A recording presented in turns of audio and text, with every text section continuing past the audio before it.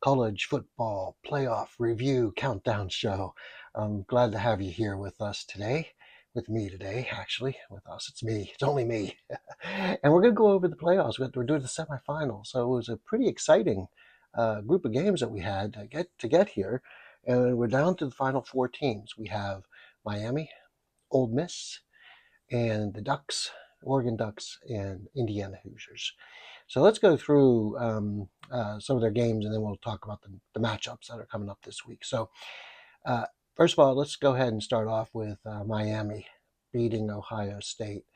And holy guacamole, that Miami team is a physical team.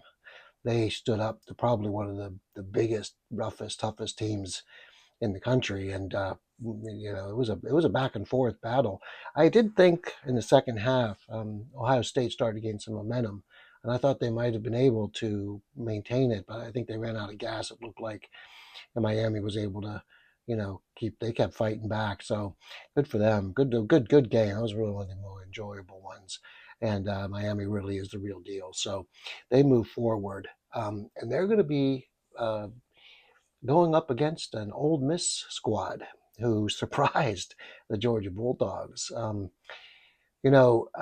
has to be said about these teams that wait 3 weeks before they get their game. I don't think for college players that they're able to handle this, well, with one exception. But the that layoff is a pretty long time, and in fact, next year I would actually, if I was a coach, um, I would actually say we need to lose in order to get that, not to have that first round bye. I'd rather play and to keep my team, fresh and going, because you already have a 2 week layoff. So, uh, but that's that. But again, I'm not a coach, and nobody pays me to be a coach. So take it for what it's worth. But anyway, uh, they did a great job. Had a great game against Georgia. Just back and forth. Nice seesaw battle. I think Georgia was suffering from the 3 week layoff, and Ole Miss was fired up. Got to give them credit, boy. They're pissed. The whole Lane Kiffin scandal and everything. They're a mad team. So that's tough to beat when you get somebody who's like really focused like that. And so the Ole Miss Rebels are going to be facing off against the Miami Hurricanes. Now here we have two teams that both feel like Miami felt like they were the underdog in their contest against Ohio State. They're going to come against to face an Ole Miss team that can stand up with just about anybody. That's what they proved. What's going to happen? I'm going to go. I'm going to lean. The winner is going. I'm going to go lean with Miami. The reason is I think Miami is just a bit more physical um, than Ole Miss, and I think that it's going to go. It's going to be really close. It's going to be a really close game, back and forth, and either team could do it. I think there's only going to be a 3 point difference. It's going to be something like 30-27 or something like that. But and I'm going to go with Miami on this. Uh, and why? Well, but again, it could also go this way. Both had rough games. I mean, Ole Miss went against Georgia. Miami went against Ohio State. So they're both physically beaten up, right? These are big teams, so they're both physically beaten up. Um, and I don't know. It's going to be a close one. I kind of like they're coming in on even scale. It's not like one team had an easy game, like they played James Madison or something. Sorry for the James Madison people out there, but it's not like you had an easy game and then you get a hard game. They both had hard games coming into this, so it's going to be interesting. It's going to be a good matchup, I think. So then on the other side, we had the Oregon Ducks winning against Texas Tech. Texas Tech just could not get anything going. I don't know what the heck was going on with them. I watched them this year. They were a lot better than what they showed in that game. But a lot of credit goes to Oregon. They're the ones who shut them down basically with that defense, and Texas Tech just could never get anything going. That's a shame. I wish Texas Tech would have shown a little bit more of what they've been capable of this year. But well, it's a big game, and anything can happen.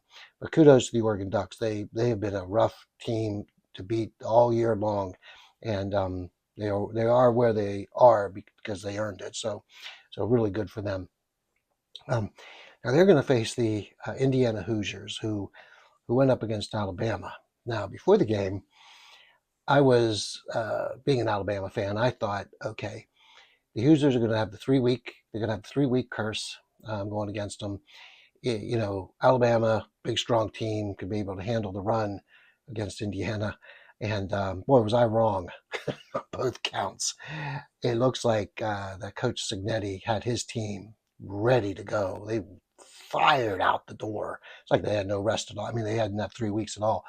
That's a well-coached team, number one. Unfortunately for Alabama, not so well coached. And look, it was just apparent. I mean, it's just Alabama did not look like an Alabama of Nick Saban's era.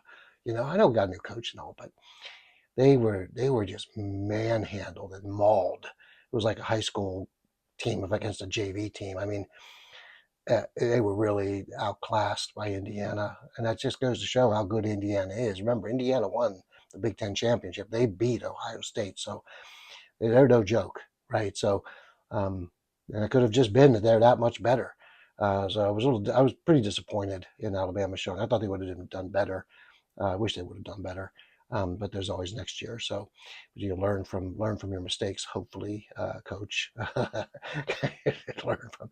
Remember, we always said in martial arts, when you lose, you get up and you shake the winner's hand and you thank him or her for showing you where you're weak. And then when you do that, then you work on improving those weaknesses and come back stronger the next time. That's the way to take a loss like this. Indiana showed you, Alabama, where you're weak. Now work on improving that. I hope they take that to heart. But anyway, Indiana, gosh, big, physical, strong team. So they're going to be facing the Ducks. Now, it's going to be a rematch. They had a game earlier. It was a close game earlier in the season, regular season game. What's going to add on this? Is going to be a tough one. I'm going to go with Indiana. You can't, you kind of be foolish to bet against them. Because they are they can just do everything. They just impose their will on other teams. But Oregon, I think, is going to be a much harder game than what they're going to have a better game plan. They're going to be more physical than what Alabama was able to do. So it's going to be much more closer.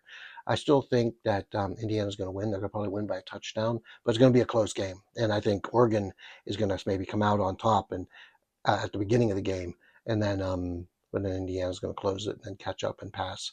So it might be like, Oregon might be in the lead at the halftime, but then second half will be Indiana. So, but I am going to predict that we're going to have Indiana win by a touchdown. It'll probably be something like 27. No, no. 21 to 28. 28-21, Indiana with the win. So that'll put us then with those predictions. That'll give us an Indiana-Miami final. We'll see if I'm right. Probably won't be. It's exciting to watch. So thank you all for joining me today. Have a great day. We'll talk soon.